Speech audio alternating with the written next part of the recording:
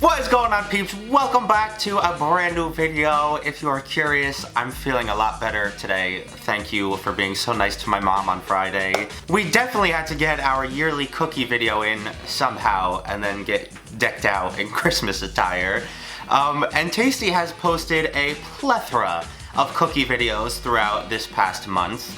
So I'm gonna go through and pick out a couple that I think would make up the perfect cookie tray for Santa himself. Now, I definitely want a super soft and chocolatey one, so I'm gonna go with the peppermint brownie cookies. These look amazing.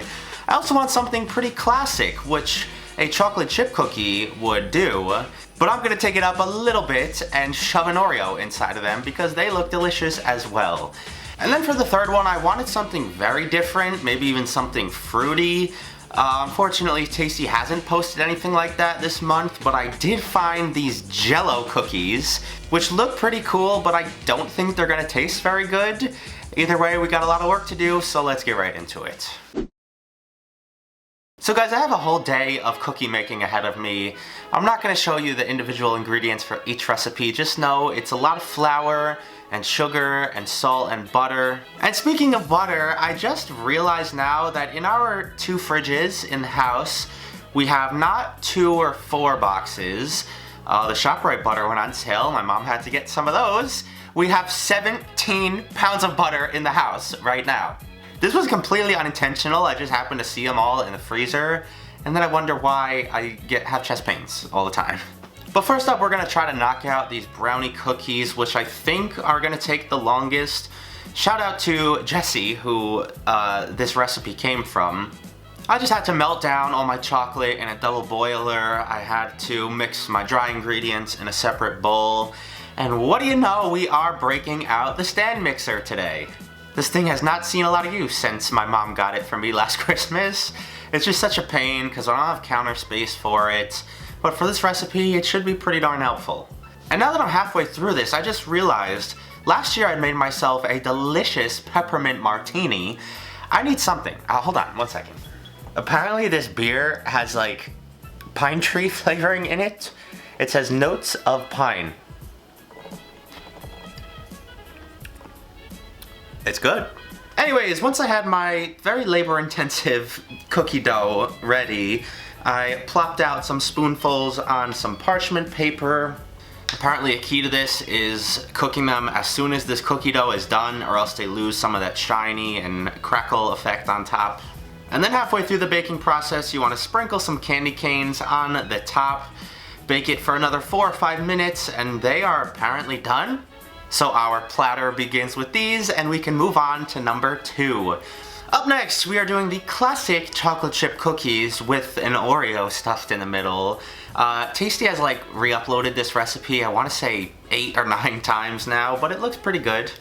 Honestly, I'm just using this super basic recipe I found on the back of the chocolate chip bag.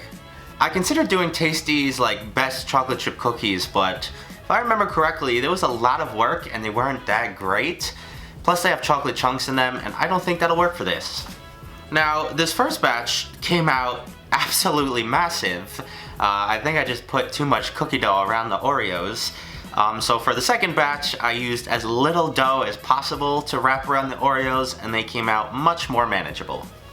I also kind of squished down the top so the Oreo wouldn't be as pronounced. But they look pretty good, so I plated them up and on to cookie number 3. Which is kind of the wild card here. I've never baked a cookie or anything with Jell-O in it.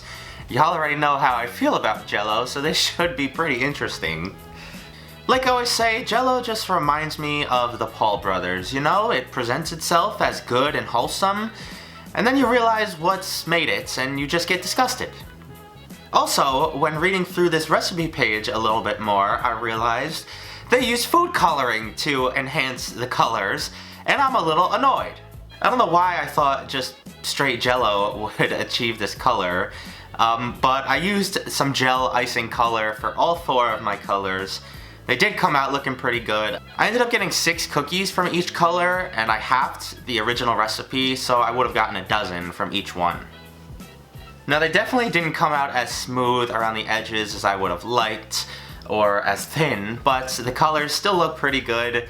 So I plated them up as well, and let's give all three a taste. I don't know what's going on with this bit of hair. It didn't fit under the Santa hat, so we're just gonna leave it. Now, if I was Santa Claus, I would be quite content if I was left this platter of cookies. Look at that, what a variety.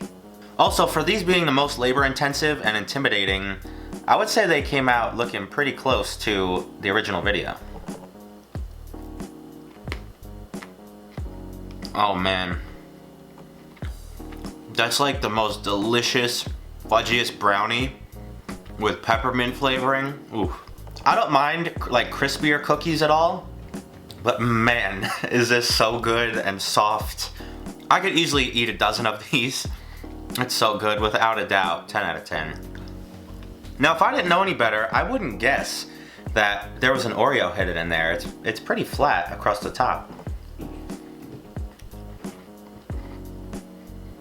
Oh man. Look at that. That is so good. Super easy, 100 times better than normal chocolate chip cookies. If you try to make them, just use as little dough as possible to coat around the Oreo. Because that's what I did, and it still came out pretty big. But that's really good. 9.5 out of 10. Moving right along. Now these bad boys are kind of like the wild card. I've never had Jell-O baked goods. And I don't really love Jell-O to begin with, because I just think of how it's made the whole time I'm eating it. Oh! Oh my god.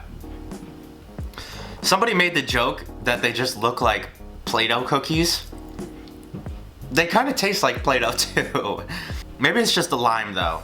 Those lime cookies, I don't know. I feel like the cherry would probably be most likely to be good.